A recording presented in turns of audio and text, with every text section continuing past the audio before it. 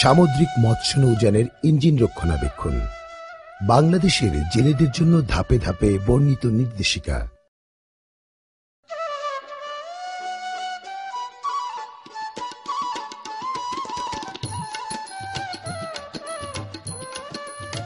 বাংলাদেশের ৭০০ কিলোমিটারের চেয়েও বেশি উপকূলীয় তটরেখাব্যাপী মৎস্য আহরণ একটি গুরুত্বপূর্ণ কার্যক্রম। সামুদ্রিক এই পরিবেশ বহু প্রজাতির মাছ ও চিংড়ির উন্নত জীববৈচিত্র্যে পরিপূর্ণ। অনাদিকাল ধরে কাঠের নৌকা মাছ ধরার কাজে ব্যবহৃত হয়ে আসছে। এদের অধিকাংশই বিভিন্ন প্রকার ফাঁস জাল, বেহুন্দি জাল এবং চড়বের জাল দিয়ে প্রতিবারে কয়েকদিনের জন্য মৎস্য আহরণে বের হয়। এই মৎস্য নৌযানগুলো বিভিন্ন শক্তির মেরিন ইঞ্জিন দ্বারা চালিত হয়। গভীর সমুদ্রে মাছ ধরার সময় প্রায় নৌযানে ইঞ্জিনের সমস্যা দেখা দেয়। ইঞ্জিন বিকল হলে জেলেদের নিরাপত্তা মারাত্মকভাবে বিঘ্নিত হয়। অধিকাংশ নৌযান মাঝিরই ইঞ্জিন মেরামত বা সমস্যা সমাধানে খুব একটা জ্ঞানই নেই। খুব দুর্বল যোগাযোগের মাধ্যম নিয়ে দূর সমুদ্রে বিকল নৌযান ভাসতে থাকে। ফলাফল অবর্ণনীয় দুর্ভোগ এবং এমনকি মৃত্যুও হতে পারে। ধাপে ধাপে বর্ণিত এই তথ্যচিত্রটি বাংলাদেশের মৎস্য নৌযানে ব্যবহৃত মেরিন ইঞ্জিন রক্ষণাবেক্ষণের একটি নির্দেশিকা। এটি আপনাকে প্রাত্যহিক পরীক্ষাসূচি এবং করণীয় এবং বর্জনীয় কাজ সম্পর্কে ধারণা দেবে। আমরা এখন বাংলাদেশের কক্সবাজার জেলার একটি প্রধান মৎস্য আহরণ এলাকাতে আছি।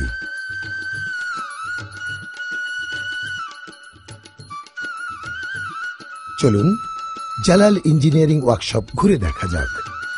নওশাদ ও তার অন্যান্য মাঝি বন্ধুরা ইঞ্জিন মিস্ত্রি ইসলাম ভাইয়ের জন্য অপেক্ষা করছে। তিনি তাদেরকে পানি দ্বারা ঠান্ডা হয় এমন ডিজেল ইঞ্জিন রক্ষণাবেক্ষণ সম্পর্কে বলবেন। আসসালামু আলাইকুম বন্ধুরা, আমি প্রথমেই আপনাদেরকে ইঞ্জিন ও এর গুরুত্বপূর্ণ যন্ত্রাংশ সম্পর্কে ধারণা দেব।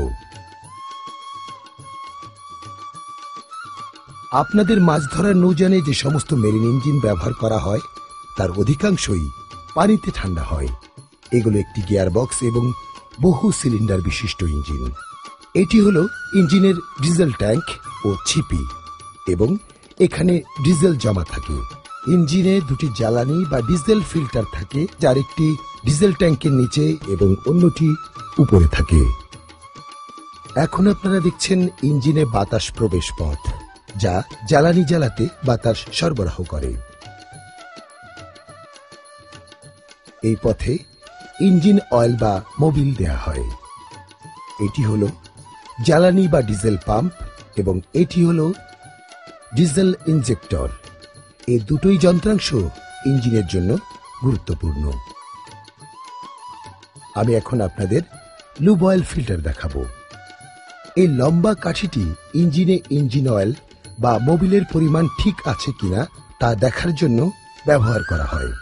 এটি হলো ইঞ্জিন অয়েলের চাপ মাপার যন্ত্র, যা সবসময় সবচেয়ে কার্যকর অবস্থায় রাখতে হবে। এটি হলো গিয়ারবক্স এবং গিয়ারবক্সে এই পথে ইঞ্জিন অয়েল প্রবেশ করে। গিয়ারবক্সের মাপকাঠিটি গিয়ারবক্সে মোবিলের পরিমাণ ঠিক আছে কিনা তা দেখার জন্য ব্যবহার করতে হবে। বন্ধুরা, আপনারা জানেন যে চালু অবস্থায় ইঞ্জিন ঠান্ডা রাখা অতি জরুরি। এখন চলুন আমরা ইঞ্জিন ঠান্ডা রাখার ব্যবস্থাটা দেখি। এটি হলো সি কক এবং এগুলো পানি সরবরাহের পাইপলাইন। এখন আপনারা যা দেখছেন তা হলো লোনা পানিতে ইঞ্জিন ঠান্ডা করার পাম্প এবং পানির ফিল্টার। এটি হলো মোবিল ঠান্ডা রাখার যন্ত্র। এই পাম্পটি নৌকার খোল থেকে পানি বের করার কাজে ব্যবহৃত হয়। আপনারা অবশ্যই খেয়াল করে থাকবেন যে অধিকাংশ নৌযানেই এই পাম্পটি ইঞ্জিন দ্বারাই চালিত হয়। অবশ্য কিছু কিছু নৌযানে হাত বা পা চালিত পাম্প ব্যবহৃত হয়ে থাকে। চলুন আবার ইঞ্জিনের দিকে নজর দিই। এই হাতল দিয়ে ইঞ্জিন চালু করা হয় এবং এগুলো হলো ইঞ্জিনের ডিকম্প্রেশন লিভার। ময়লা মোবিল বের করা হয় এই পথ দিয়ে। এটি হলো গিয়ারবক্সের ময়লা মোবিল বের করার পথ। এখন যেটা দেখছেন এটি হলো গরম বাতাস বের করার ব্যবস্থা এবং সাইলেন্সার পাইপ, স্ট্রান গিয়ার ও প্রপেলার শ্যাফট এবং গিয়ারবক্স ফ্লাঞ্জ এবং শাফটের কপ্লার কানেক্টিং।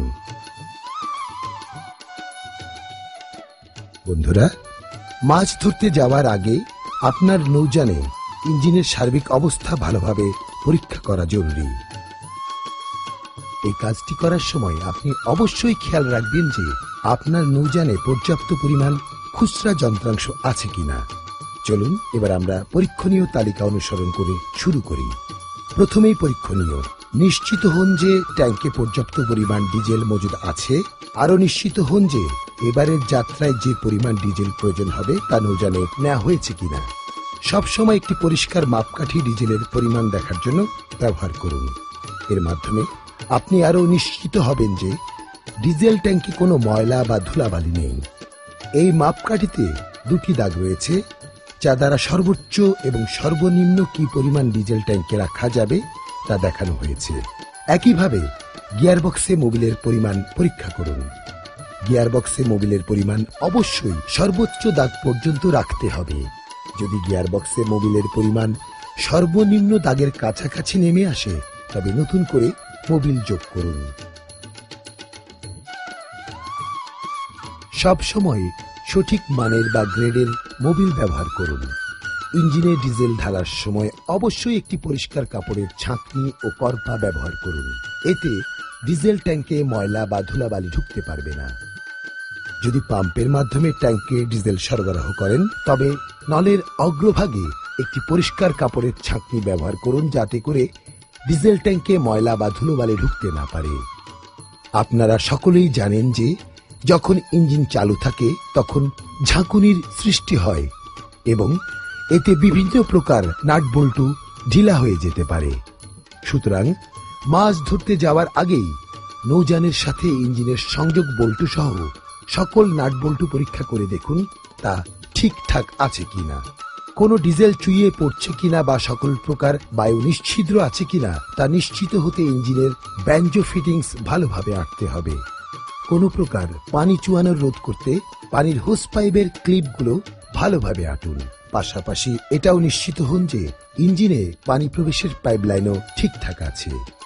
বেলচ পাম্প যদি বেল্ট দিয়ে সংযোগ থাকে তবে তার মাপ ঠিকমতো টান আছে কিনা তাও পরীক্ষা করে নিন। ইঞ্জিন কক্ষে যাতে করে ধোঁয়া প্রবেশ করতে না পারে সেজন্য বাতাস বের করার যন্ত্রের এবং সাইলেন্সার পাইপের নাট বল্টু ভালোভাবে আঁটতে হবে। কপলিং এর অবস্থান পরীক্ষা করে এর সকল বল্টু ভালোভাবে আঁটতে হবে। লক্ষণীয়, সাইলেন্সার ও বাতাস বের করার পাইপ থেকে যাতে করে শরীর পুড়ে না যায় তার জন্য ব্যবস্থা আছে কিনা তা দেখে নিন। ব্যাটারির সংযোগ ভালোভাবে আঁটুন। গ্রিজ মেখে যে কোনো প্রকার নষ্ট হওয়া থেকে রক্ষা করুন। রিমোট কন্ট্রোল অ্যাক্সেলারেটর পরীক্ষা করুন এবং এটি ঠিকমতো কাজ করছে কিনা তা নিশ্চিত হন। জরুরি খুচরা যন্ত্রাংশ ও টুল বক্স পরীক্ষা করে নিন। নিশ্চিত হন যে সকল প্রকার প্রয়োজনীয় জিনিসপত্র টুল বক্সের মধ্যে রয়েছে। সবশেষে পানির পাইপলাইনগুলো ঠিকঠাক আছে কিনা তা দেখে নিন। অবশ্য এটা আপনি পানি বের হওয়ার পাইপ থেকেও বুঝতে পারবেন। প্রতিবার মাছ ধরে ফেরার পর নৌযানের ইঞ্জিন, গিয়ারবক্স এবং অন্যান্য প্রয়োজনীয় যন্ত্রপাতি ভালোভাবে পরিষ্কার করতে ভুলবেন না। নৌযানের প্রোপেলার বা পাখার কোনো ক্ষতি হয়েছে কিনা তাও পরীক্ষা করুন। নৌযান যখন ডকে থাকে অথবা তীরে থাকে তখন প্রোপেলারের লক নাট সম্পূর্ণ এবং ভালোভাবে আঁটা আছে কিনা তা নিশ্চিত হন। প্রোপেলারের লক নাট সম্পূর্ণ ও ভালোভাবে টাইট দেওয়ার পর তা স্প্লিট পিন দিয়ে আটকে দিন। চলুন এবার আমরা ইঞ্জিনের জ্বালানি ব্যবস্থাটা কি রকম তা দেখি।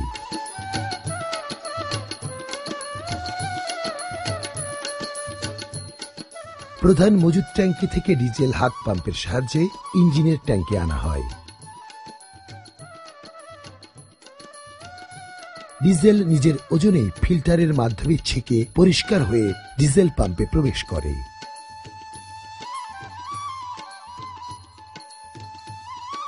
এই পাম্প উচ্চ চাপে ইনজেক্টরে জ্বালানি সরবরাহ করে। যদি কোনো অতিরিক্ত জ্বালানি থেকে যায় তবে তা পুনরায় ট্যাঙ্কে ফিরে আসে।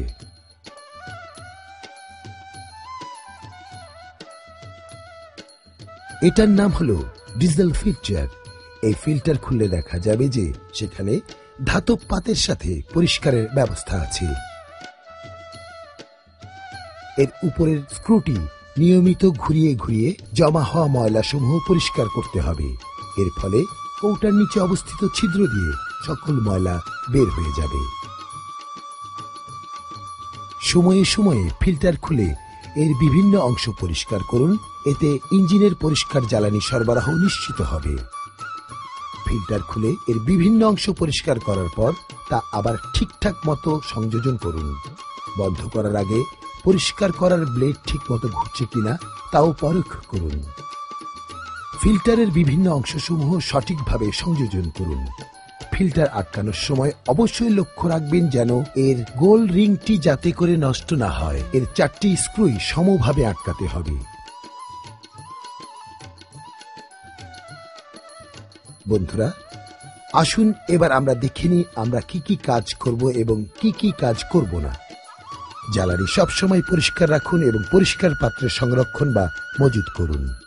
মাছ ধরতে যাওয়ার সময় আপনার নৌযানে ব্যবহৃত টুল বক্সে সঠিক যন্ত্রপাতি এবং প্রয়োজনীয় খুচরা যন্ত্রাংশ নেবেন। নিশ্চিত হন যে অ্যাক্সিলারেটরের তারে গ্রিজ মাখানো আছে এবং তা চলাচলে কোনো রকম বাধাগ্রস্ত হচ্ছে না। পানি বের হওয়ার নল দিয়ে ঠিকমতো পানি বের হচ্ছে কিনা তাও পরীক্ষা করুন। নিয়মিত সি কক পরিষ্কার করুন। দুর্ঘটনা রোধে বাতাস বের করার ব্যবস্থাকে ঠিকমতো রক্ষণাবেক্ষণ করুন। ইঞ্জিন চালানোর সময় ডিজেল প্রেসার মাপার কাঠিটি পরীক্ষা করুন। সব সময় ধাতব পাতের উপর মোবিলের একটি পাতলা প্রলেপ লাগান, এতে করে তাতে মরিচা ধরবে না বা ক্ষয়প্রাপ্ত হবে না। ইঞ্জিনের যন্ত্রাংশ যেমন ফুয়েল পাম্প এবং ইনজেক্টর ঠিকঠাক বা মেরামতের কাজটি অবশ্যই শুধুমাত্র প্রশিক্ষিত মিস্ত্রি দ্বারা করাতে হবে। নৌযানে ইঞ্জিন সংযোজন করতে সঠিক যন্ত্রপাতি ব্যবহার করুন। কখনো ছেনি এবং হাতুড় ব্যবহার করবেন না। ডিকম্প্রেশন লিভার ব্যবহার করে কখনো ইঞ্জিন বন্ধ করবেন না। প্রোপেলার বা পাখার নাট ঠিকমতো লাগানোর পর স্প্লিট পিন দিয়ে তা আটকে দিন। চালু অবস্থায় ইঞ্জিনের কোনো কাজ করবেন না। প্রোপেলারের পাখা ও শ্যাফট যাতে ক্ষতিগ্রস্ত না হয় সেজন্য নিয়মিত নৌযানে মূল ইঞ্জিনের অবস্থান পরীক্ষা করুন। প্রত্যেক দিন বিলচ পাম্প পরীক্ষা করুন যে এটা ঠিকমতো কাজ করছে কিনা। একটি নির্দিষ্ট সময় পর পর ব্যাটারি পরীক্ষা করুন এবং প্রয়োজনে রিচার্জ করুন। ইঞ্জিন কক্ষ সর্বদা পরিষ্কার পরিচ্ছন্ন এবং সাজানো গোছানো রাখুন। আমি এখন আবার আপনাদেরকে সবচেয়ে গুরুত্বপূর্ণ ধাপগুলোর কথা মনে করিয়ে দেব এবং তা হল পরীক্ষণীয় তালিকা অনুসরণ করুন, পরিষ্কার জ্বালানি ব্যবহার করুন, প্রয়োজনীয় যন্ত্রপাতি ও খুচরা যন্ত্রাংশ সাথে নিন। সবসময় সবকিছুর রক্ষণাবেক্ষণ করুন। ইঞ্জিনকে মরিচা ধরা বা অন্যান্য ক্ষয়কারক বা ক্ষতিকারক দ্রব্য থেকে রক্ষা করুন। বন্ধুরা, যখন আপনারা মাছ ধরার জন্য সাগরে থাকেন তখন ইঞ্জিন আপনার জীবন রক্ষার্থে অতি প্রয়োজনীয়। নিয়ম মাফিক রক্ষণাবেক্ষণ করা একটি ইঞ্জিন খুব কম সময়ে আপনার ভোগান্তির কারণ হয় এবং এটি আপনাকে নিরাপদে বাড়ি ফিরিয়ে আনবে। সুতরাং আমি যে নিয়ম কানুন বললাম তা মেনে চলুন। আমি নিশ্চিত যে মাছ ধরার দিনগুলো আপনার জন্য সহজ ও নিরাপদ হবে। ইনশাআল্লাহ আপনার মাছ আহরণের সময়কাল নিরাপদ ও সুন্দর হোক।